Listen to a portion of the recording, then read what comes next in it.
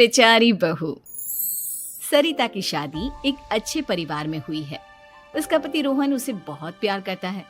घर में उसकी सास शांति और ननद मीनाक्षी भी है, जो सरिता के किसी काम में दखल अंदाजी नहीं करती। लेकिन फिर भी सरिता को ऐसा लगता है कि दुनिया की सबसे ज्यादा बेचारी बहू वही है और सबसे ज्यादा अत्याचार उसी पर हो रहा है।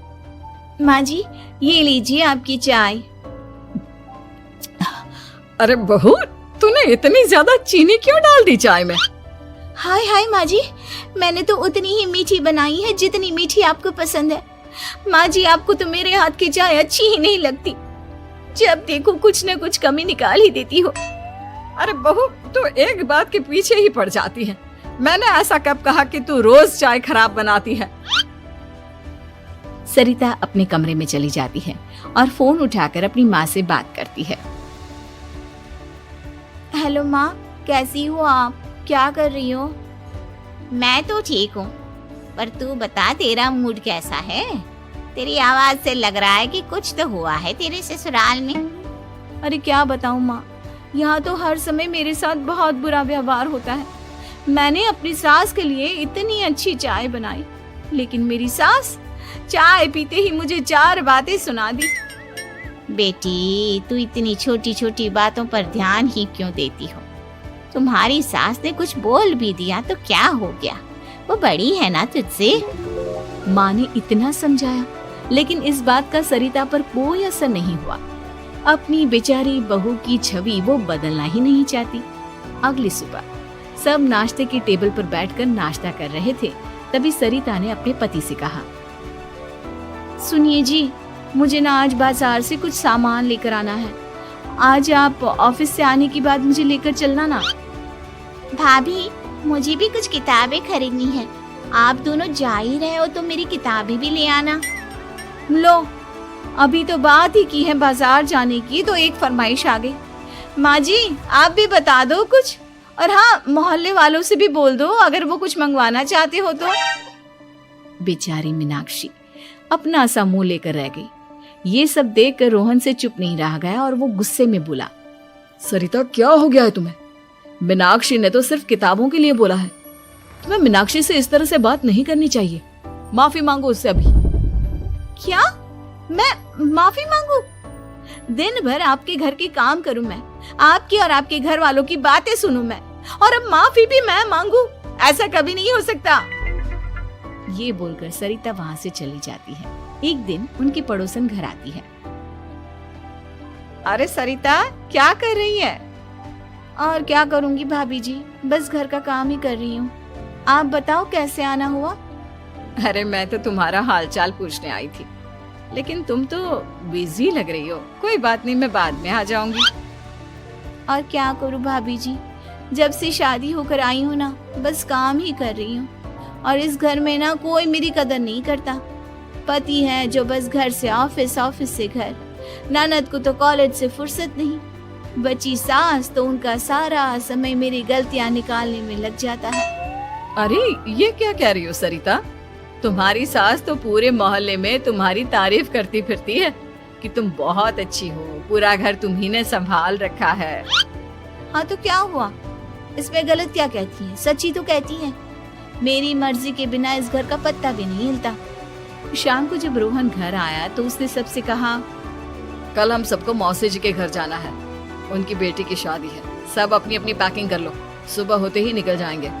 और सरिता, तुम कान खोलकर सुन लो, वहाँ जाकर किसी की बुराई भलाई शुरू मत कर देना, नहीं तो मुझसे बुरा कोई नहीं होगा।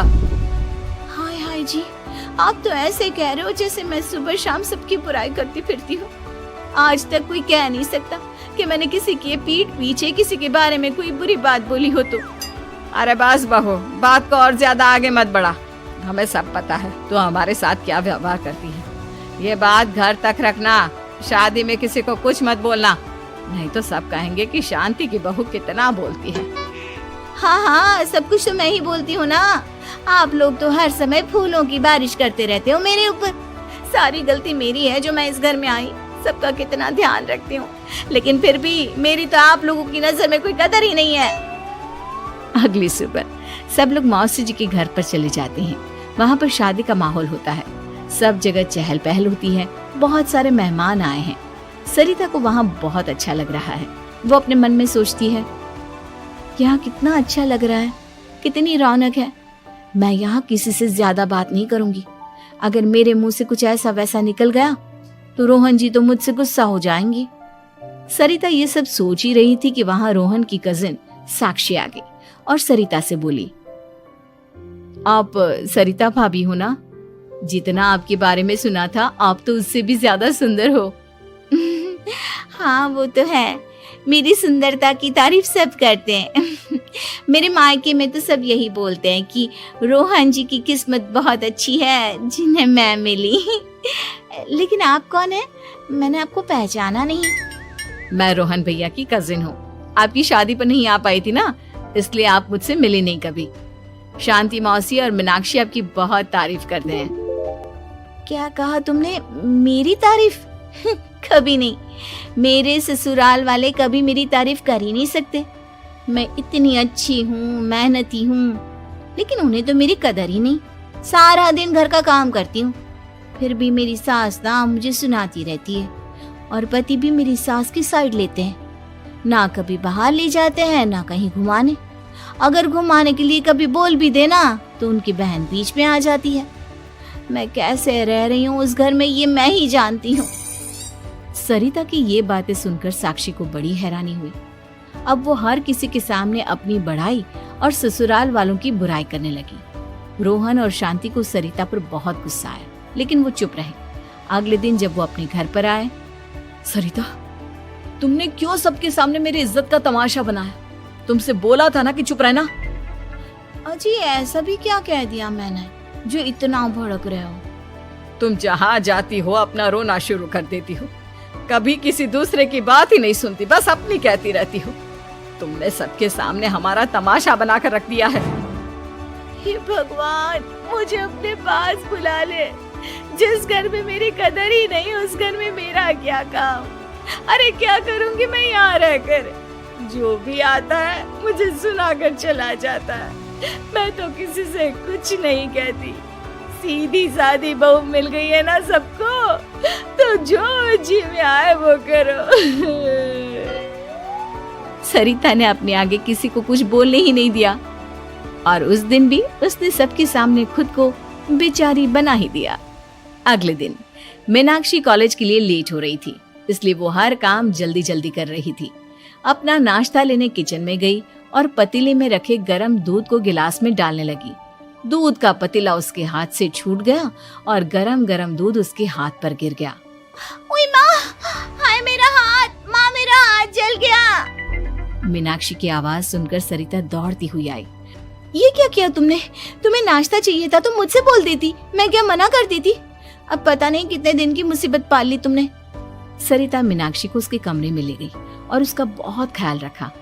उसका इस तरह से ख्याल रखना शांति और रोहन को थोड़ा अजीब लगा। माँ, सरिता के दिमाग का भी कुछ पता नहीं। कल शादी में सबको इतना कुछ बोल कर आई है हमारे बारे में, और अब मीनाक्षी की कितनी अच्छी देखभाल कर रही है।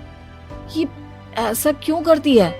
बेटा, तेरी बीवी की ना आदत हो गई है सबके सामने खुद को बेचारी दिखाने की, और आदत इतनी जल्दी नहीं बदलती।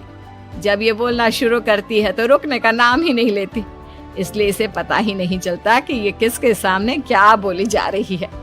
लेकिन दिल की बहुत अच्छी है। हमें भी अपना दिल बड़ा करके ये जैसी है इसे स्वीकार करना चाहिए।